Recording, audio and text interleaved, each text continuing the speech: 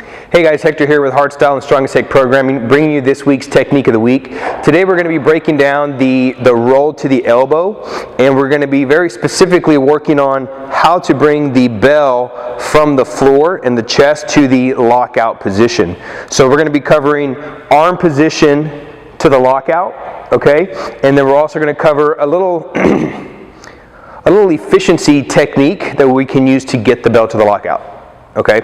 So common mistake when getting into the get-up and rolling to your back, common mistake is just one arm strict pressing, kind of like a one-arm bench press. One arm strict pressing the bell to the lockout.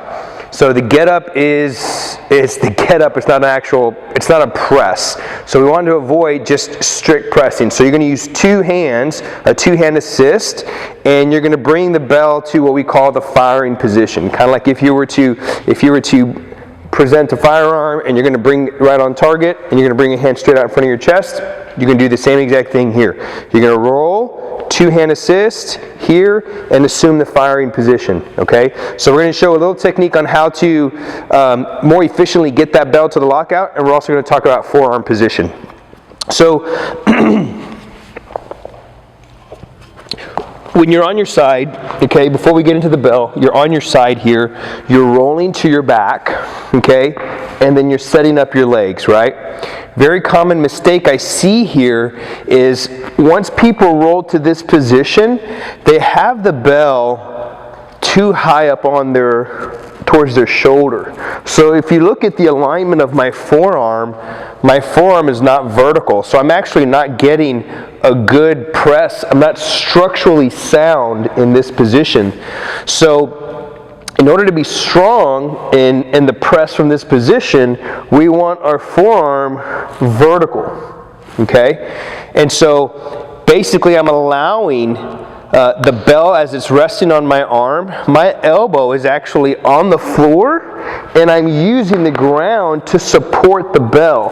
When I'm like this, my elbow's off the floor, and for one, I'm now trying to hold the bell up on my own. And then it's going to be really hard to press that bell to the lockout. And more than likely what will happen is, as we press, I will compensate and this shoulder will kind of like shrug and roll up. Because I'm here, okay, and if my arm is like this, if I'm trying to go straight out, more than likely what will happen is this. You see how my shoulder kind of rolls up? That way I can get myself underneath, wedge through, and press out. That's actually bad for the shoulder. We want the shoulder to stay down, okay, when we're pressing vertically. Horizontally and vertically, okay? So once you align yourself here, you roll to this position. You want to have the forearm vertical, and you want your elbow on the ground, because now what happens from this position is the weight is sitting through the hand, but it's resting on the floor. So you're not really using any energy to keep this bell vertical, okay?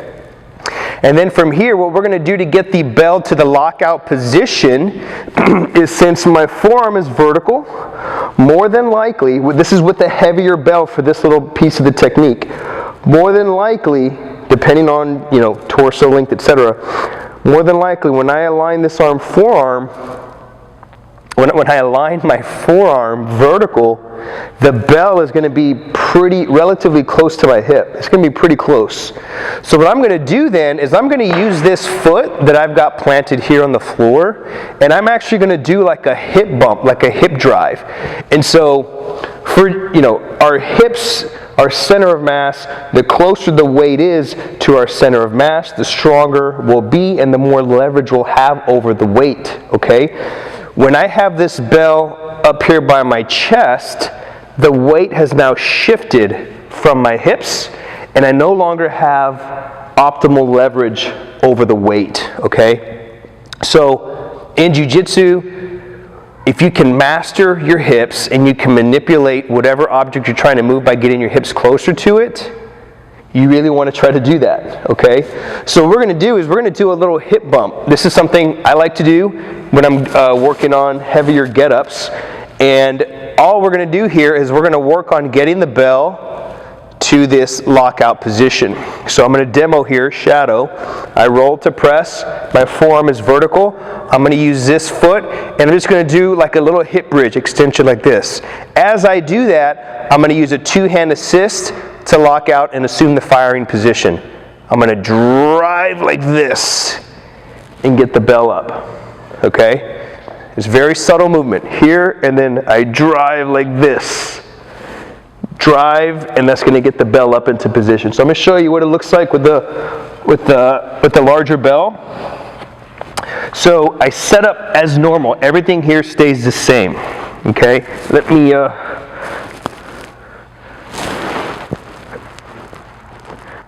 get this into the right position. Okay. I'm on my side. I position myself like normal. Okay. Now, two-hand assist.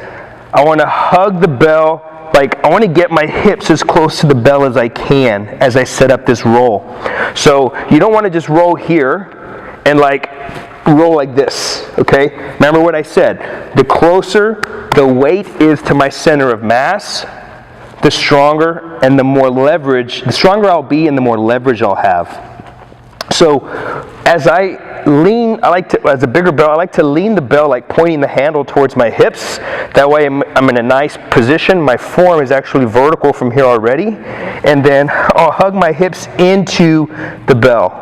Okay? Now that I hug my hips into the bell, I'm ready to roll. My forearm will be vertical, and I'll be ready for that two-hand assist to the firing position. Here comes my roll.